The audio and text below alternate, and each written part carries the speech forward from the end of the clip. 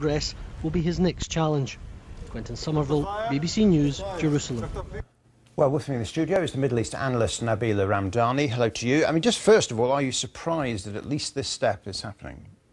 No, I think, clearly John Kerry has at least got to be praised for bringing the peace talks back onto the agenda. This is something which successive negotiators have been unable to do for the past 3 years. And I think the talk about the contentious issue of the release of prisoners and indeed the restoration of the 1967 borders will be welcomed by many Palestinians. But the reality, however, is that there is a long way between the ambitious PR-aware American statesmen suggesting all these possibilities and indeed them actually achieving all these suggestions. Which means what? Almost that both sides are there just because they sort of have to be seen to be there, and in reality nothing will come of it? Is that in essence what you're saying? Well, they are, as we all know, they are deeply entrenched. There are differences of opinions which are entrenched not just in the Arab-Israeli side, but also within each side. And in Israel, for example, there are numerous hardliners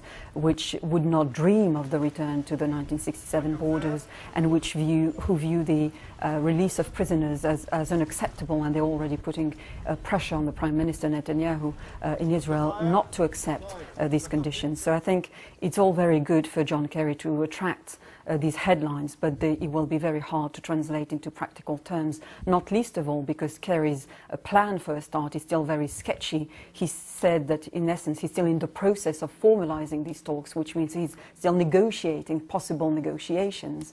And even, the real bone of contention will be to get Israel to freeze the expansion of its settlement, which is, of course, against international law. And even the issue of the release of prisoners will be seen by many Palestinians as a tokenistic gesture that we do not know how many of them will be released.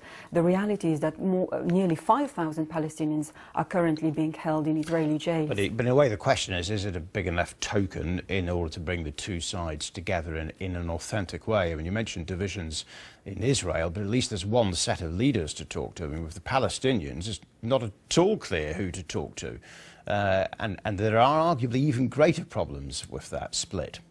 Well, I think there is certainly a willingness from the Israeli side to take part in, peace negotiations, especially in the wake of the European Union issuing guidelines not recognizing the settlement as part of the State of Israel, meaning that European funding towards Israeli institutions outside of the pre-Israeli 1970s. I'm sorry to interrupt, it's limited time, but do you actually believe that there is a possibility that a peace process is now actually underway and will run for some time? No, I'm very sceptical about this because John Kerry is very good at, talking the game before anything, concrete happens. Okay, Nabila Ramdani, thank you very much indeed. Thank you.